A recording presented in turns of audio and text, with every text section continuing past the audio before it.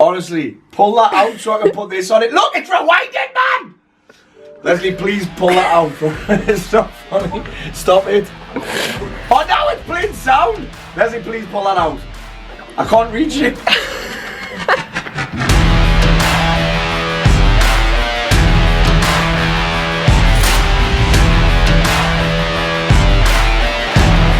Okay, my friend. Close your eyes, please.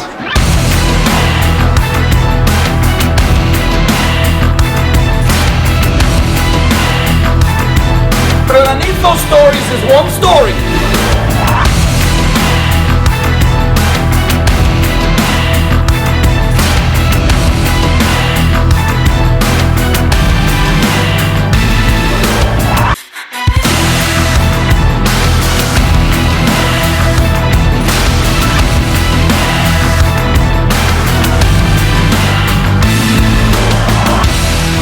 What is the story?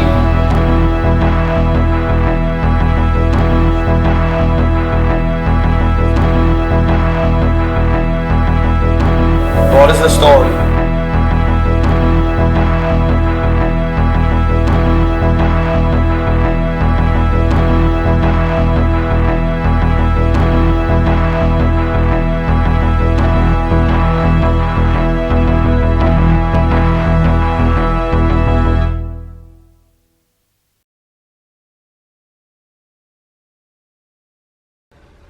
Well, so this is kind of a homemade video.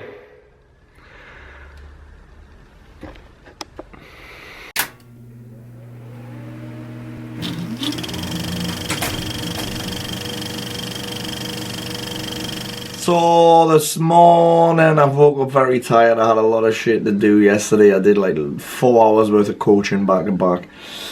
This thing that I'm sitting in is an infrared sauna, also known as a portable masturbation tent. Now you don't have to worry, I haven't got anything, I haven't got like an aubergine or an eggplant, as you Americans call it, in my hand. Or a mushroom for that matter.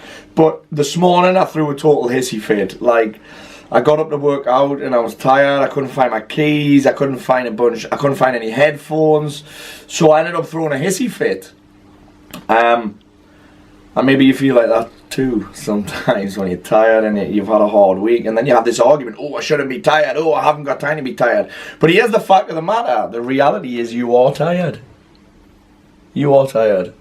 So rather than kind of argue with it, why don't you just give yourself a bit of a break and maybe rest and maybe do some recovery things? And if you feel like doing something afterwards, then do something afterwards. But here's the thing.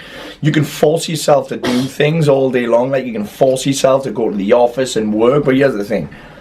Will you actually get anything useful done? How about you just take a couple hours, take a breather, and then go in. Almost the old classic, slow down to speed up. So I've finished my hissy fit now. You can probably tell by my voice that I'm still in a little bit of a... I've got me tampon in a twist. But...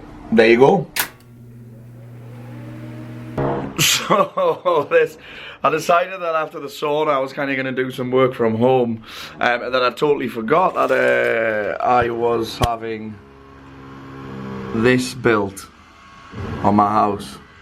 So yeah, there's a bit of carnage and a lot of noise, so clearly yeah, there's another fucking thing going wrong today.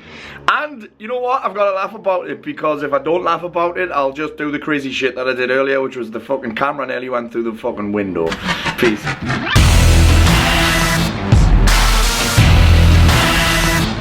What I was really trying to say in that last piece was, my commitment isn't demonstrated by how fast I can go or how hard I can go, or how hard I can grind and hustle.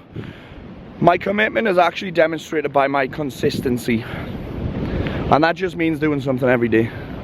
Staying consistent. Words are easy to say. Going hard, it's kind of easy the first week or so. But staying consistent and not burning out is where the results are at. Peace.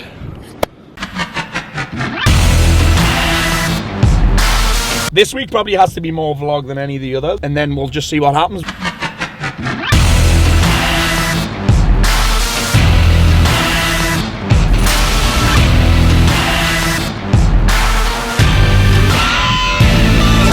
Right, so it's official. We are now officially running on fucking fumes. So I'm not even sure whether we're going to get there. I know there's a rumour. I'm terrible with cars. But I know there's a rumour that usually when it's on 0, there's maybe 20 miles left in it. But I'll tell you what, I would be horrified if I broke down, right? Because my car, for me, it's like a cock extension. Like, you may have noticed that I have a private plate. Again, cock extension. 2, it's wrapped matte black. 3, it's a Range Rover Sport. So if that's not a dick extension, I don't know what is. Like, I think I've got short man syndrome. But imagine this, right? Having the dick extension is great, but imagine it breaking down. Like, people would laugh their tits off. I know I'm supposed to not care what people think, like one of those fucking mush cookies. I'm not supposed to care what people think. But yeah, I would be horrified because I have a giant ego. Yeah, so it's going to be a bunch of fun. We'll see.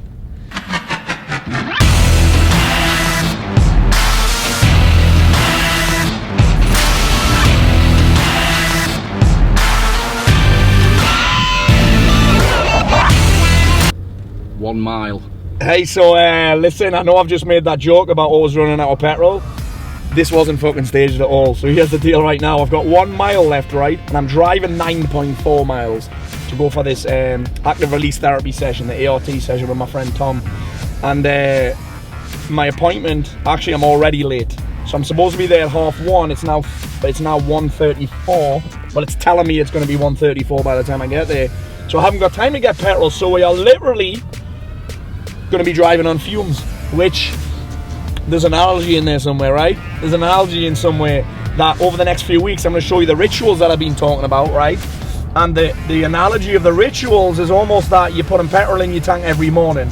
Now most people in the mornings, the first thing they do is start serving others. So they're like, oh, I must get to work. They don't do anything that is really an investment with themselves apart from drinking fucking coffee, maybe having a little moan. So one of the things that I love to see and that I've learned in Warrior from Garrett J. White at wakeupwarrior.com is the king eats first. So what I mean by that is you're going to see me, what I do in the morning, my rituals in the morning to almost set me on fire for the day or put myself in a position of power, in a position of prosperity rather than a position of scarcity and weakness. Because that's where I used to operate from. Like, I used to wake up almost paranoid and anxious about, shit, how am I going to make some money today? Shit, everything's going to fall apart. Like, I used to always think, oh, shit's going to fall apart at any moment. So I'd be scared all the time. And then I'd do things like forget what I'd lied about. And I'd just be living in this place of anxiety, fear, scarcity. Even though it had no evidence, even though my business kept on producing, I used to wake up fucking terrified. So there's things that you're going to see are the exact things. Like the exact things. No bullshit, no stage shit. You're going to see the exact things that I do every fucking morning. Like, I'm not saying I do it 3 times a week. I'm not saying you need to do it twice a week. I'm not saying it's once a month. Every fucking day. Because, listen, anything worth doing is worth doing every day, right? And my daughter, one of the things that I instill in my kids is, you might see it at some point, maybe even on this video I've said it. And I'll say to my kids all the time, how do you get better at something? And what do they say? Practice. Practice, daddy, practice. So like, these are daily practices, daily habit, whatever the fuck you want to call them. And I do them daily. I did them this morning. I was actually, no shit, me and Mark were going to stage them. He was like, dude, I'll get a video of you meditating. It'll only take 2 minutes. I'm going to set this whole thing up. I was like, here's the reality, Mark. We can do that. But before you even arrive to do the videos, I still need to do the habits. I still need to hit up this core 4. I still have to do it. So we can stage it if you want. But before you even arrive, I have to do it. Or I'll be operating all day from a position of weakness, a position of scarcity, a position of, what's the word I'm looking for here? A position of, when you're feeling rushed. When you're feeling rushed, if you're constantly feeling rushed, that just means I haven't got my priorities right. And my priority every morning is this, right? You might want to write this shit down, Chachi. My priority every morning is myself. My priority every morning is myself. Now, we're taught from an early age that being selfish is bad, right? But I'd actually have you consider that being selfish is good. Because if I invest in myself, if my priority is myself first thing in the morning, it expands my capacity to then serve everybody else. So Dax Moy once said to me, you can't help the poor by becoming one yourself, which I think is fucking brilliant. So it's like making investments. Like if I invest in myself, it puts me in a position to invest in everybody else. Instead of, right, here's the position that I used to operate from. I used to get up, work, do a bunch of shit, and by the time I got home from running my business, from serving my clients, there was nothing left. So not only was there nothing left for my kids and that I was a dick, and the phrase that comes to mind, and you'll get this, is I was there, but I wasn't really there. So I was there, but mentally I was somewhere else. Mentally I was still in the office. Mentally I'm on fucking Facebook arguing. Mentally I'm on Twitter seeing how many people have followed me that day. Mentally I'm on YouTube to see how many people have liked my shit and commented on my shit. So my kids weren't getting the best version of me simply because I wasn't selfish. That doesn't make sense, right? But then my wife wasn't getting the best version of me either because I was coming home. Again, I'd be there, but I wouldn't really be there. I'd expect to have my fucking dinner on the table. I'd expect to get laid every night. But yet I hadn't invested in myself, and then I hadn't invested in her at all.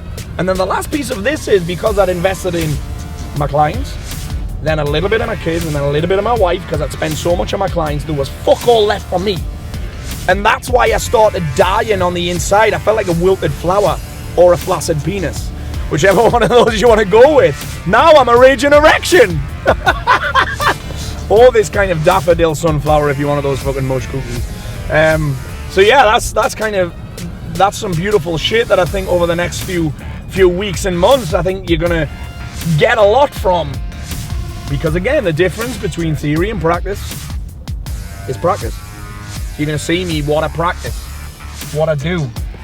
And I'm not gonna be preaching, I'm not gonna be telling you, I'm gonna be showing you. I love that saying, don't tell me, show me. Like you judge a man by his fruits, right? I think Jesus or somebody said that.